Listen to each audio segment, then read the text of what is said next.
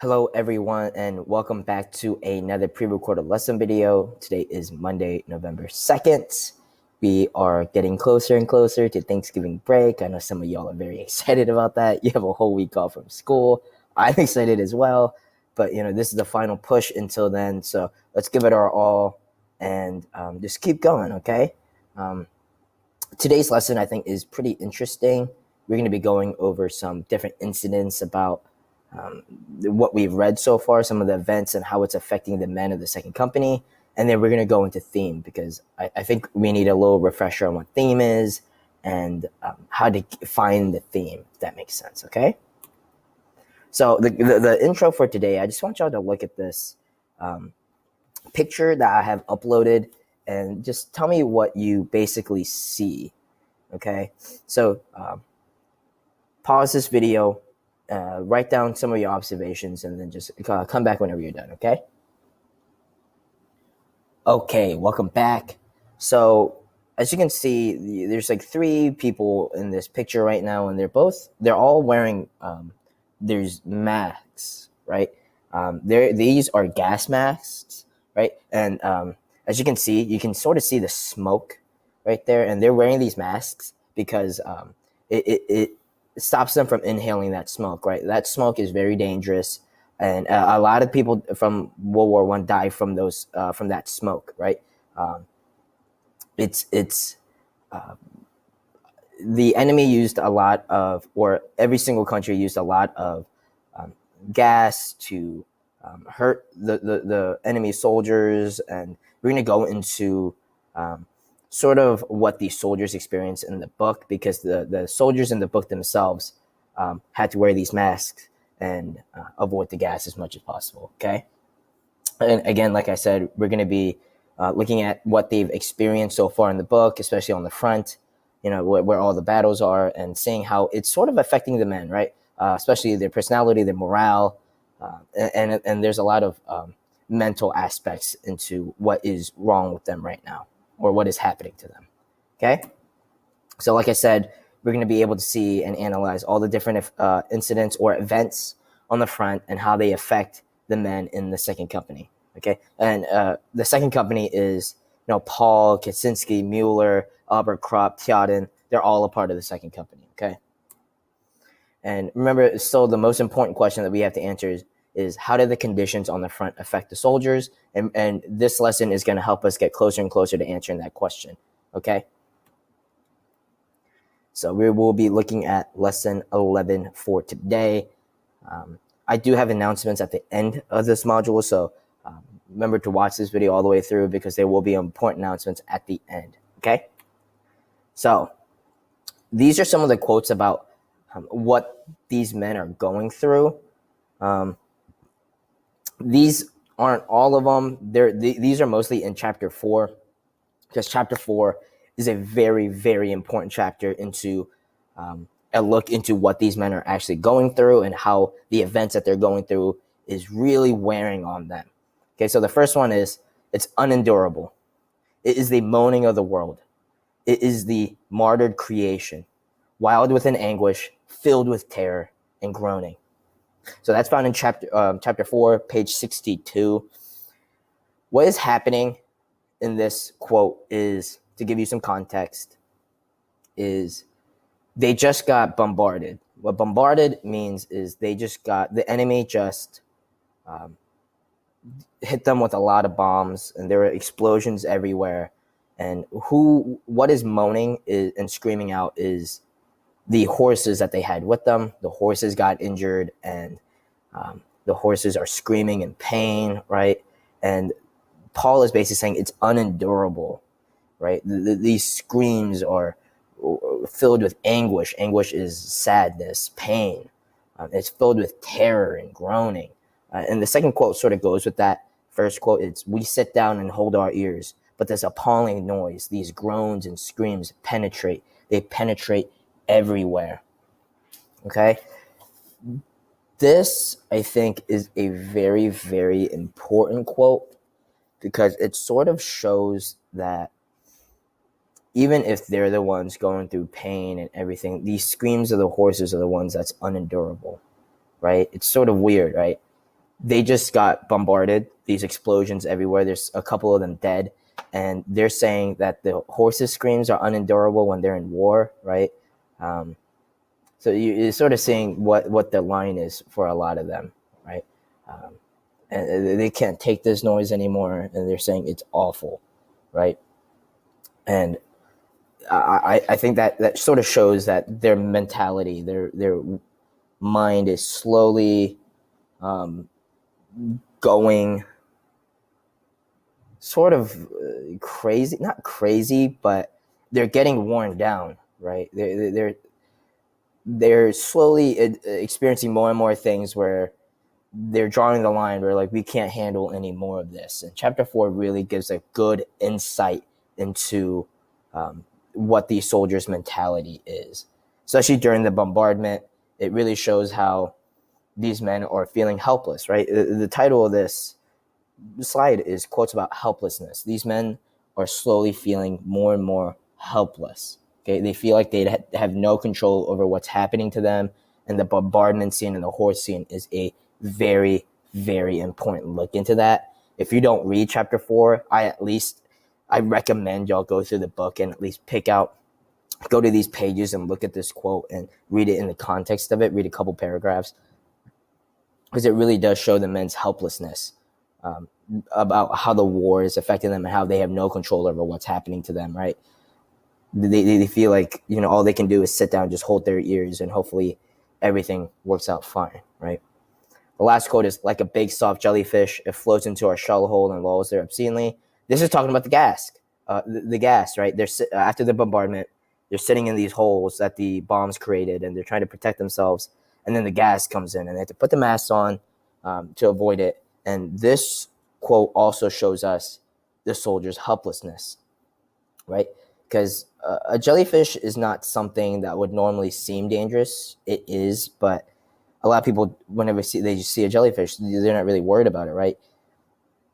It says, like, you can see in the quote, it floats into our shell hole and lolls there obscenely. Lolls basically just means like goes there slowly, just moving really slowly, right?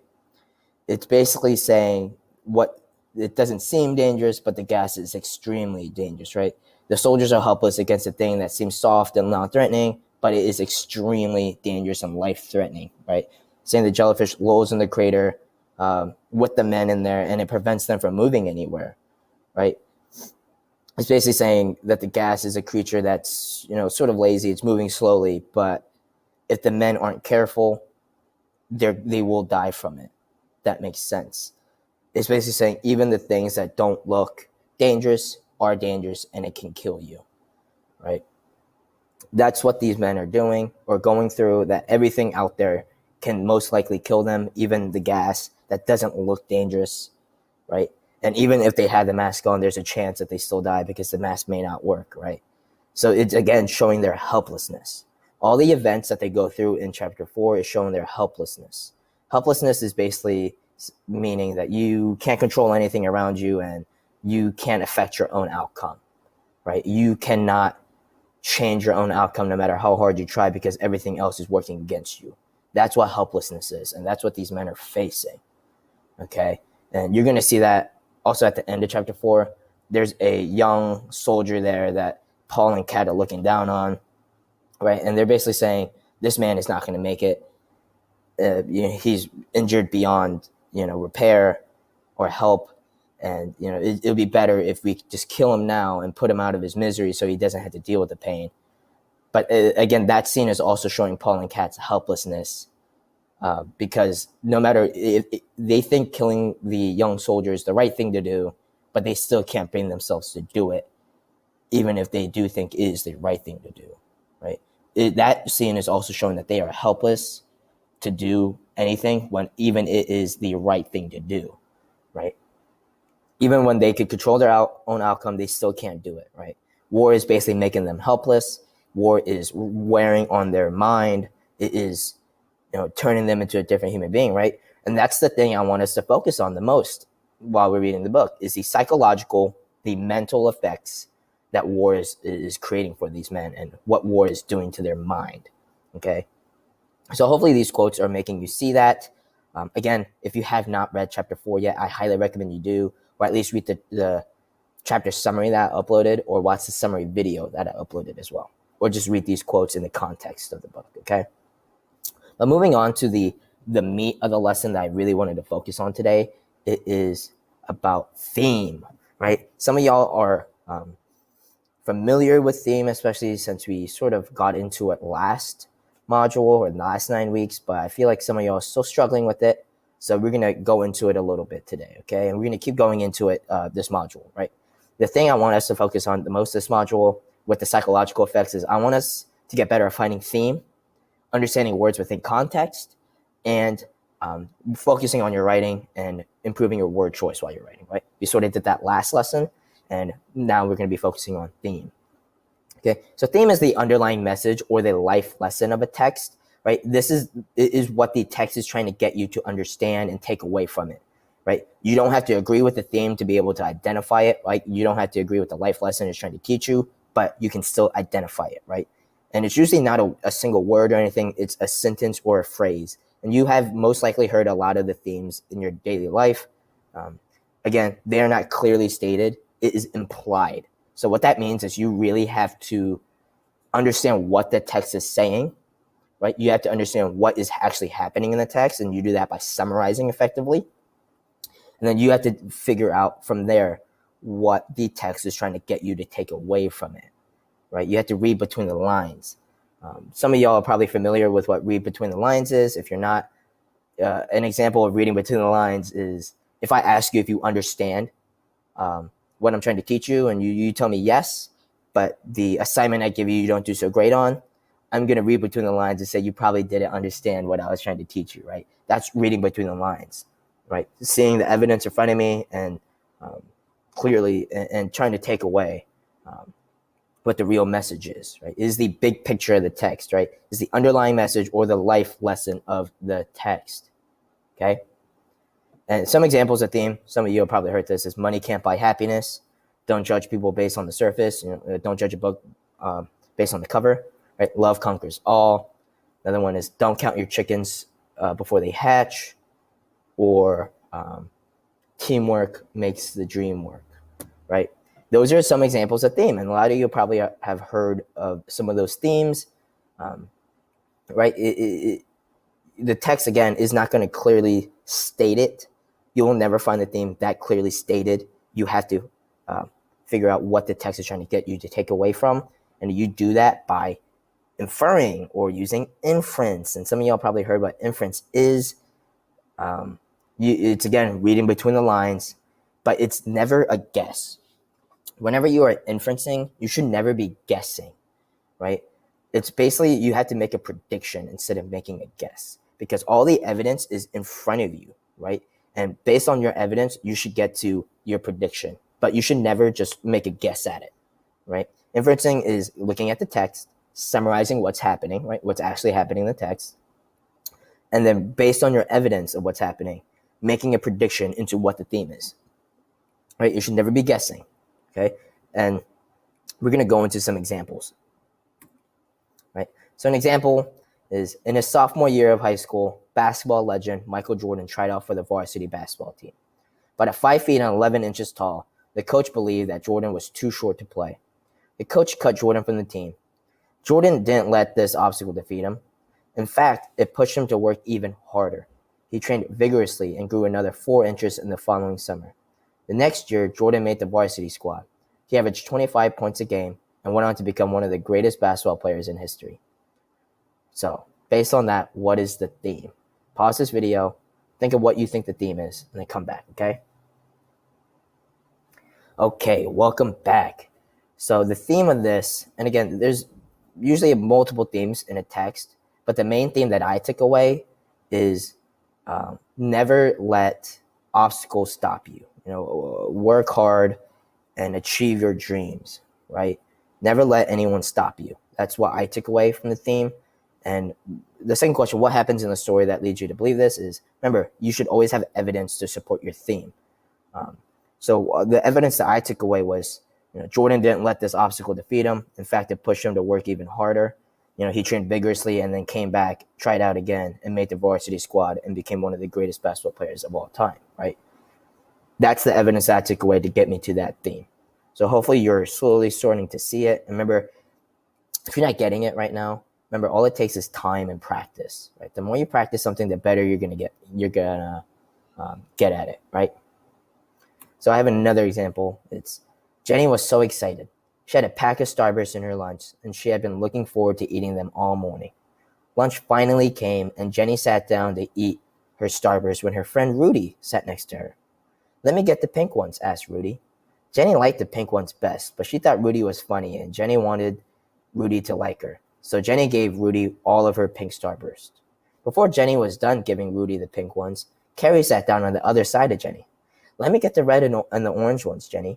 Remember when I gave you that Snickers?" Jenny didn't remember that, though. She did remember when Carrie ate a whole Snickers in front of her, but Jenny thought Carrie was cool, so she gave her the red and the orange Starburst. Now that she only had the yellow ones, Jenny wasn't so excited about eating Starbursts anymore. So, based on that, what do you think the theme is? Again, pause the video, think of it, and then come back, okay? Okay, welcome back. So again, there's a lot of themes to this one. Some of the classes that I introduced this text to, some of them thought it was, friends are fake. Friends will be fake, to get what they want, or people are fake to get what they want. You should never overshare or share too much. While those are good attempts at the theme, and I can see where people got them, remember, there's some evidence in here that could take us to a completely a more specific theme. And in my opinion, the theme is you should never buy your friends, or you should I think that's the main theme, is you should never buy your friends. Why I got to that theme is, while I like the people will be fake to get what they want, I like that, but there's only one example of that, really, is Carrie and the Snickers, right? Jenny wasn't really trying to be, Rudy wasn't really trying to be fake, though, right? The example that showed me, or the evidence that showed me that, the theme is you should never buy your friends, is, but she thought Rudy was funny, and Jenny wanted Rudy to like her, so Rudy gave her all of the pink Starbursts, right? Jenny gave Rudy all of the pink Starbursts so Jenny would like her, or so that Rudy would like her, right? So that's basically telling me, hey, don't, give all your Starburst, or don't give all of what you like to get friends, right? Never buy your friends. You should never buy your friends. Hopefully you're slowly starting to see that example. If not, we're going to keep working at theme. So don't worry about it or anything like that. You will be getting better at it. I promise. I promise. I promise. I promise. Okay? So, and remember, we're going to keep working at it throughout this module 2. We're going to be working at theme, because we have to find the theme of the book as well, right? So hopefully this is slowly making sense. If it's not, don't worry again. We will keep working, okay? So to wrap up, remember to read chapter 5, right? I'm going to upload the chapter 5 summary video and the chapter 5 summary. Remember to take the district test. That's something new. That was an important announcement I wanted to make at the end. There will be a District 3 test going up. I'm going to be uploading it right now. So remember to take that district test. This is your first major grade, so be prepared. And then if you have any questions, thoughts, concerns, remember to let me know. Email, message me on Schoology or the question board. I always respond as quick as I possibly can. But other than that, that was it for this lesson. I will see you here for the next pre-recorded lesson video.